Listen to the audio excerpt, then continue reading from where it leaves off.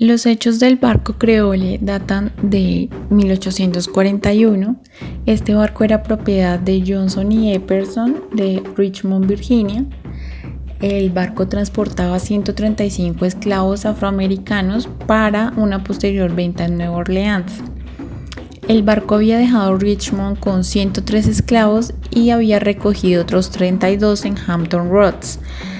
La mayoría de estos esclavos eran propiedad de Johnson y Epperson y otros 26 eran propiedad de Thomas McCargo. Este era un comerciante de esclavos y también iba a bordo del barco. Estados Unidos había prohibido el comercio internacional de esclavos en 1888, pero permitía el comercio doméstico de esclavos entre los estados que autorizaban la esclavitud. El barco transportaba también tabaco, a la esposa del capitán, su hija, su sobrina, sirvientes negros, traficantes de esclavos, para un total de 160 personas a bordo. Uno de estos esclavos, que se llamaba Madison Washington, se había refugiado en Canadá, había conseguido su libertad, pero su esposa se encontraba aún en Virginia como esclava. Y cuando él volvió a Virginia por su esposa, se le recapturó y nuevamente fue esclavizado. El 7 de noviembre de 1841, este esclavo Washington y otros 18 esclavos se rebelaron a bordo del barco, abrumaron a la tripulación y mataron a John Hewell, que era uno de los traficantes de esclavos. Al ver que no había una persona a cargo, cogieron a William Merritt, era un capataz que estaba a bordo del barco, y lo obligaron para que navegara por ellos, y los esclavos le exigieron a Merritt que los llevara a Liberia, que era una parte de Estados Unidos, una colonia en África, y que allí se había establecido una colonia libre para los esclavos. Merritt les dijo que el viaje no era posible porque no tenían agua ni comida suficiente para llegar hasta allí. Entonces otro de los esclavos, que fue Ben Blacksmith, les sugirió que ellos debían ser primero llevados a las Indias Occidentales Británicas, para que allí obtuvieran su libertad y se pudieran abastecer de las cosas que le hacían falta. Esto que fue llamado las Indias Occidentales Británicas es lo que hoy conocemos como Nassau en las Bahamas. El barco Creole llegó el 9 de noviembre de 1841 a Nassau y los esclavos estadounidenses que iban a bordo del Creole fueron liberados porque, según la ley colonial de las Bahamas, ellos eran libres. Entonces las personas, los lugareños de Nassau, les aconsejó que desembarcaran de inmediato, y el oficial que estaba a cargo en la isla de Nassau le informó al cónsul estadounidense sobre los acontecimientos de que los negros iban a ser liberados. Y el cónsul de Estados Unidos le dijo al gobernador de las Bahamas que en el Creole habían, anterior a todo que llegaran a Nassau, había habido un motín, y que evitara la fuga de los hombres implicados en la muerte de uno de los traficantes de esclavos. El oficial hizo esta acción y evitó que los esclavos se dispersaran por la ciudad, y posteriormente el cónsul estadounidense trató de organizar a los marineros estadounidenses para recuperar el control del barco, porque tenía la intención de navegar fuera de la jurisdicción británica para que no le fueran quitados sus esclavos. Posteriormente, los magistrados de Nassau, el 13 de noviembre de 1841, le dijeron a los rebeldes que iban a ser detenidos, y a los demás esclavos que estaban a bordo del barco que ellos tenían libertad y que podían irse a donde quisieran. Cuando cada uno de los esclavos tomó su libertad y tomó su propio rumbo, algunos decidieron ir hacia Jamaica, otros se quedaron en Nassau. Hubo 5 personas que se quedaron dentro del barco Creole y por supuesto este continuó con su trayecto y llegó a Nueva Orleans, y por supuesto estas personas pues volvieron a la esclavitud. Cuando el gobierno de Bahamas arrestó a las personas que habían estado dentro de la revuelta en el barco, el gobierno de los Estados Unidos pues retiró los reclamos de que los esclavos fueran devueltos a su custodia,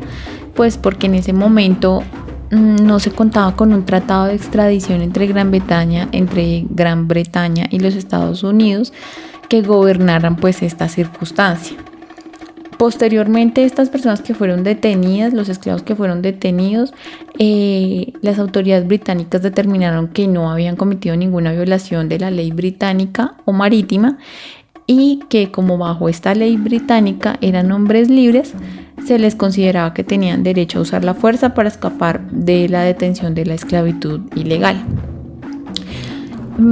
Posteriormente se celebró en Nassau una sesión especial para considerar el cargo de piratería contra estas personas, y finalmente decidieron que su acción no era una piratería, y también pues se les liberó el 16 de abril de 1842. Y así es como un total de 128 esclavos obtuvieron su libertad, y esto se describió en la historia como la revuelta de esclavos más exitosa en los Estados Unidos. Y el Creole llegó finalmente a su destino, que era Nueva Orleans, el 2 de diciembre de 1841, y las personas que iban a bordo, que no quisieron pues tomar su libertad,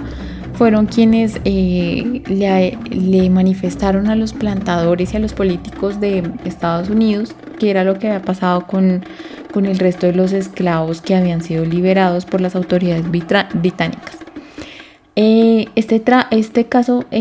atrajo la atención nacional de los Estados Unidos y por supuesto provocó controversias diplomáticas, ya que en 1842 William Channing dijo que refutaba las afirmaciones de los políticos del sur que de la propiedad humana de los dueños de esclavos estadounidenses, mejor dicho, que la propiedad humana de los dueños de los esclavos debía ser protegida en puertos extranjeros. Es ahí donde podemos ver la correlación de la territorialidad y la extraterritorialidad de las leyes. Derechos adquiridos. En cuanto a la doctrina de los derechos adquiridos, esta ocupa un lugar destacado en el derecho internacional privado, especialmente en el desarrollo científico de esta disciplina. Un principio es el principio de la irretroactividad, que hace referencia a que la ley del primer estado debe respetar los derechos adquiridos por la persona en cuestión al amparo de la ley del primero. Los juristas angloamericanos desarrollaron la teoría de los conflictos de las leyes basadas por completo en la noción de los derechos adquiridos, la cual expresaba que todo derecho debidamente adquirido al amparo de la ley de un país civilizado es reconocido y en general sancionado por los tribunales ingleses.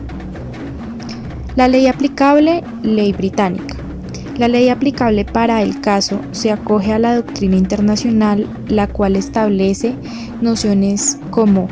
para Van Heck, no es difícil justificar al dejar a un lado las normas generales del derecho internacional privado cuando se trata de determinar el alcance territorial. También es importante precisar que será necesario efectivamente acudir a nociones y principios jurídicos que no siempre coinciden con los del derecho internacional privado si se desea resolver problemas que plantea la validez extraterritorial de las medidas de nacionalización. Por otro lado, y dada la naturaleza de la misma, de los sistemas de conflicto de leyes, no solo será difícil lograr la uniformidad de las soluciones, sino que el juez o tribunal deberá actuar por fuerza con una marcada inclinación del territorio al examinar y resolver conflictos. El caso Creole a nivel político generó una gran tensión diplomática entre los Estados Unidos y el Reino Unido, y asimismo desató conflictos entre diferentes sectores sociales y políticos de los Estados Unidos, puesto que se generó una polarización entre quienes apoyaban el regreso de los esclavos a los Estados Unidos y quienes defendían la libertad de los esclavos. En este sentido, la administración de John Tyler, quien fungía para la época como presidente de los Estados Unidos, con la colaboración de Daniel Webster, el secretario de Estado, apoyó a los sureños en la búsqueda del regreso de los esclavos a los Estados Unidos. Y en este punto es importante tener en cuenta la argumentación utilizada por Webster para alegar que los esclavos seguían rigiéndose por la ley de los Estados Unidos pese a encontrarse en territorio extranjero. Así, los argumentos utilizados por Webster pues tienen que ver con el hecho de que el barco no entró técnicamente en el territorio extranjero, es decir, en el territorio de las Bahamas,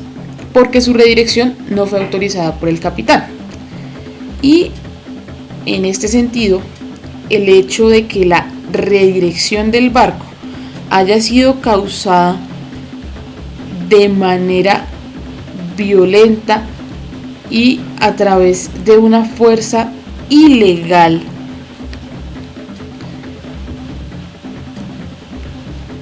hace que los esclavos no puedan regirse por las normas de las Bahamas, sino que continúen pues sometidos a la normativa de los Estados Unidos.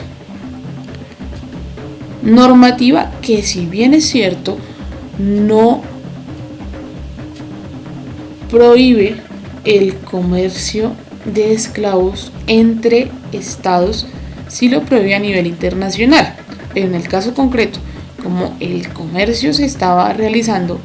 entre dos estados que permitían el tráfico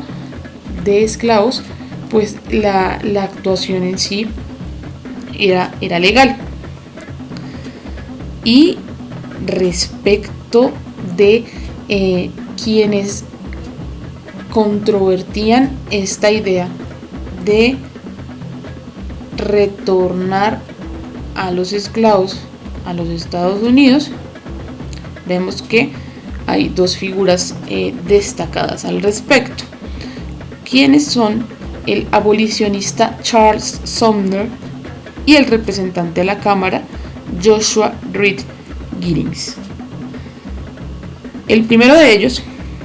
Charles Sumner, argumentó que los esclavos se convirtieron en hombres libres cuando fueron tomados por la acción voluntaria de sus dueños, más allá de la jurisdicción de los estados esclavistas. Y por otra parte, el representante estadounidense Joshua Reed Giddings de Ohio presentó una serie de resoluciones sobre este tema del caso Creole, argumentando en contra del gobierno federal que actuaba en nombre de los propietarios de esclavos. Y los argumentos que él utiliza son principalmente que la ley estatal de Virginia no se aplicaba a los esclavos que estuvieran fuera del estado de Virginia,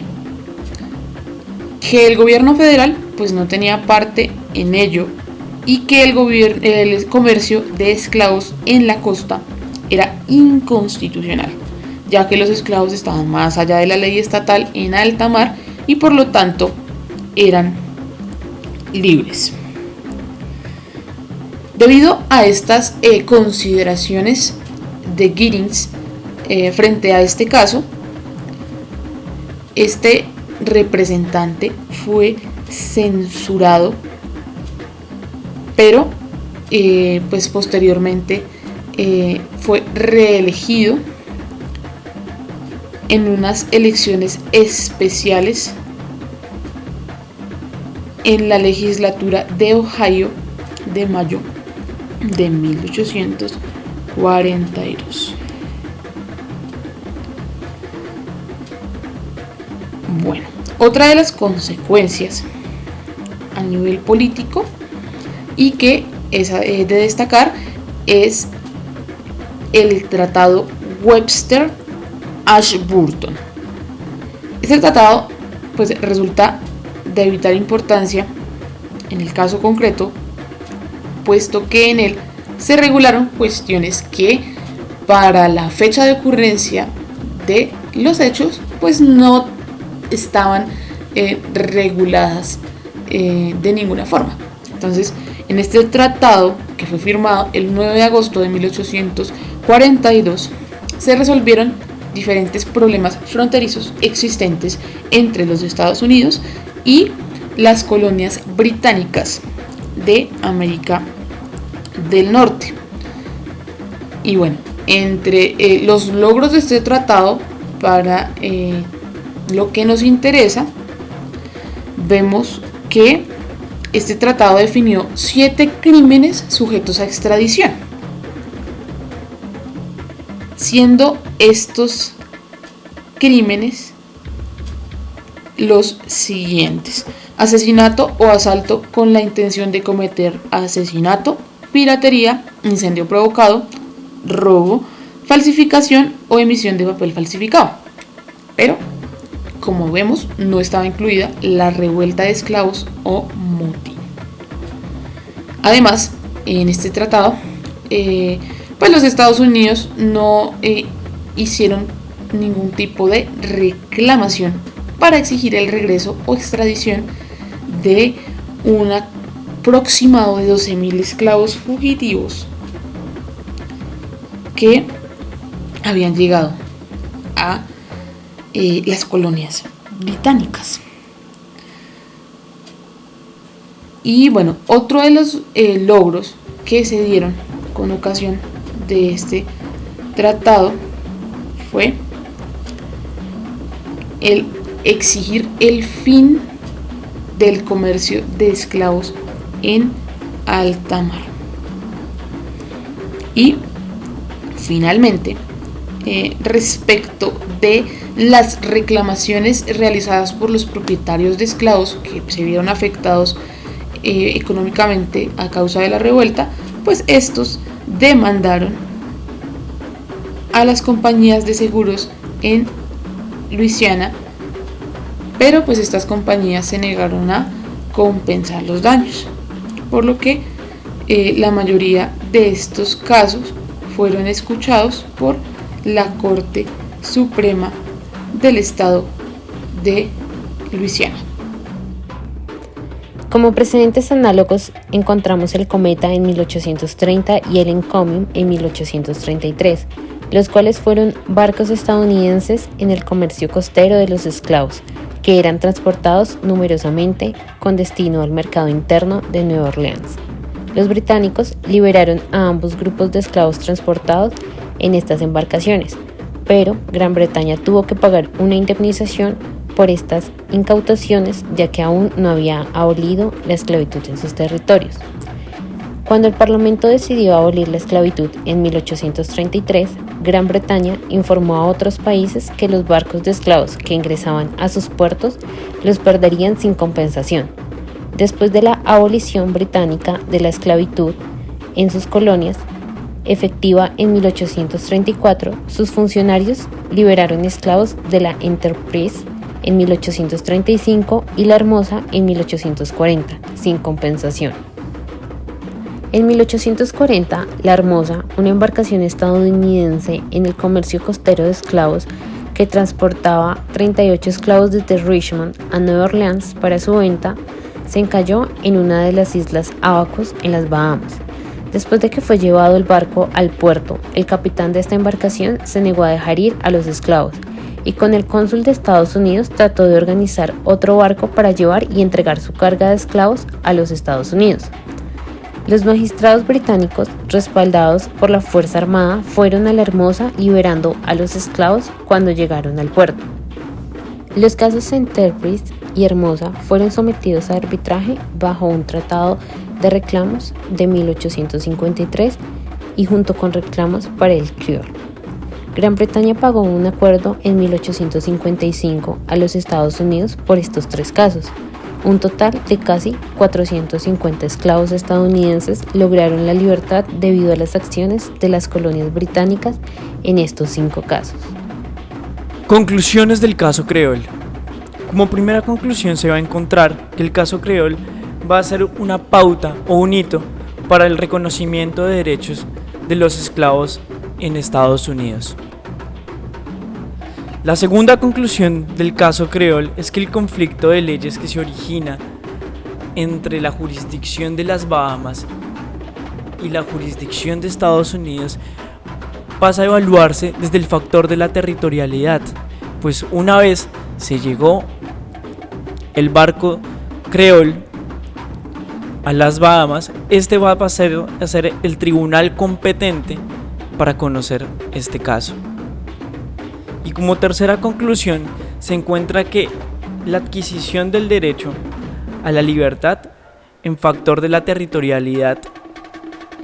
de las Bahamas va a servir como pauta para que Estados Unidos reconozca a los antes esclavos como sujetos de derecho.